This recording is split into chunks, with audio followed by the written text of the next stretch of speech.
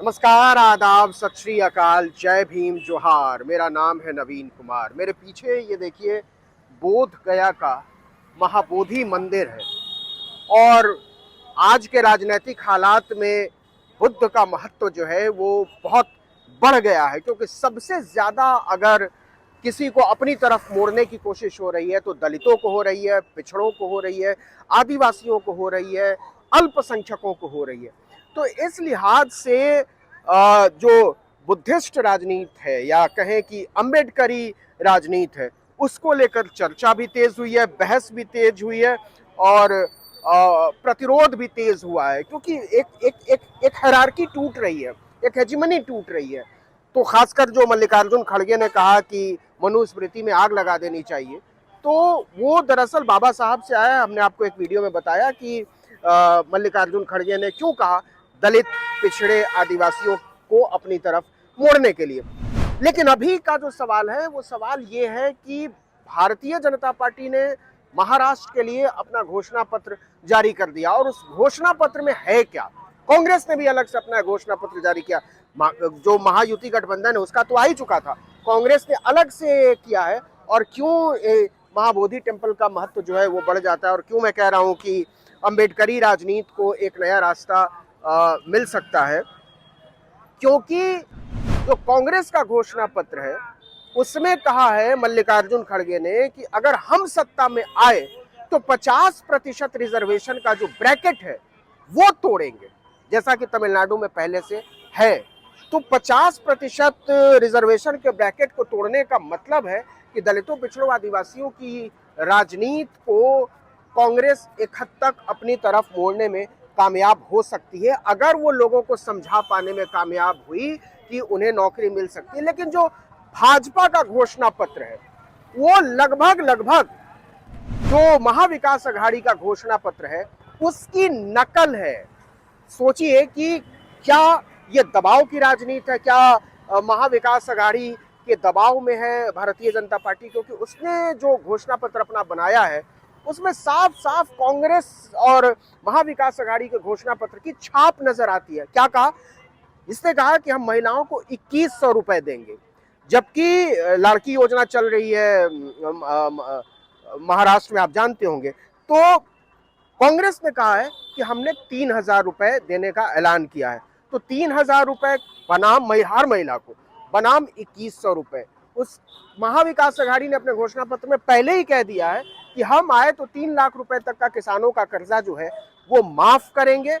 अब उसके दबाव में आने के बाद, इसके पहले भाजपा ने कभी नहीं कहा था कि हम आएंगे तो कर्जा माफ करेंगे, लेकिन अब उसने अलग से घोषणा पत्र जारी करके कहा है कि अगर हम सत्ता में आए तो किसानों का कर्जा माफ करेंगे, क्योंकि किसान बहुत खफा है और किसान बहुत बड़ा फैक्टर है, खासकर मराठवाड़ा क्षेत्र में और पश्चिम महाराष्ट्र के क्षेत्र में।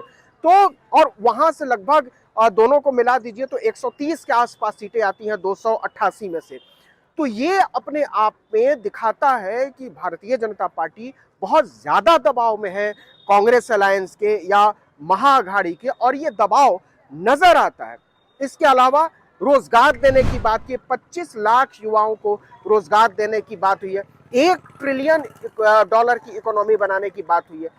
तो रोजगार के मोर्चे पर, क्योंकि रोजगार का सवाल उठा दिया है कांग्रेस ने और महाविकास अघाड़ी ने बहुत कस के, कि चूंकि ये नौकरी देने में नाकाम रहे इसलिए इनको धर्म का मुद्दा उठाना पड़ता है, इसलिए इनको बटोगे तो कटोगे जैसे नारे उछालने पड़ते हैं, इसीलिए एक रहोगे तो सेफ रहोगे जैसे नारे उछालने पड़ते हैं प्रधानमंत्री नरेंद्र मोदी को। और इसके जवाब में मल्लिकार्जुन खड़गे को कहना पड़ता है कि दरअसल एक रहोगे तो सेफ रहोगे का मामला जो है वो मनुस्मृति से आता है, और अगर अब वाकई इस नारे को लेकर बहुत गंभीर है तो फिर मनुस्मृति को जलाइए, इसमें दिक्कत क्या है।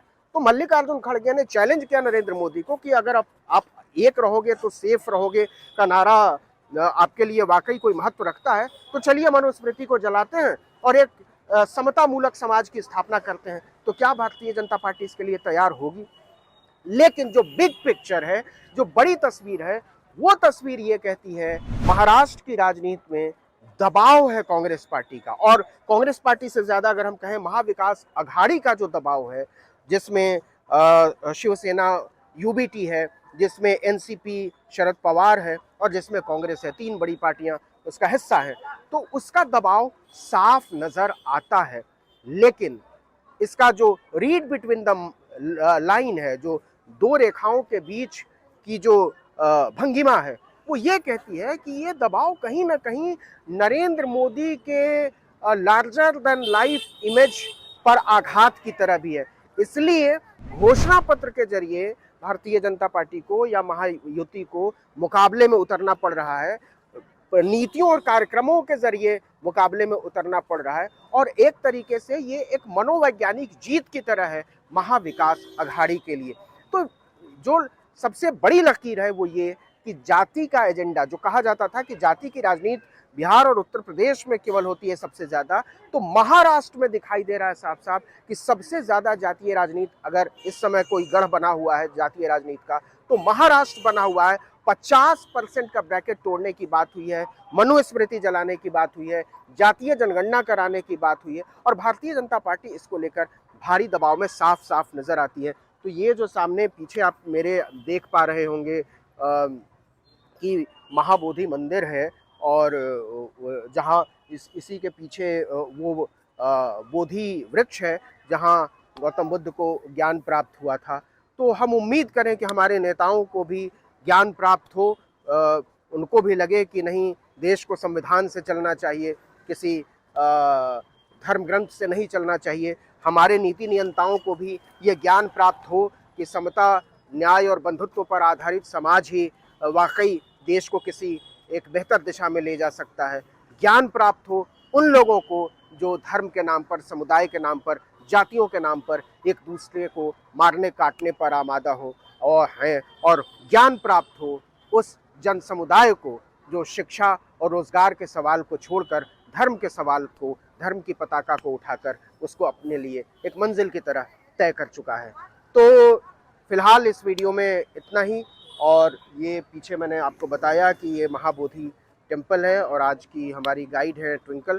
तो ट्विंकल बहुत बहुत शुक्रिया ये बताने के लिए कि यहाँ इस वीडियो को शूट किया जा सकता है। आर्टिकल 19 इंडिया को लाइक, सब्सक्राइब, शेयर कीजिए। नमस्कार।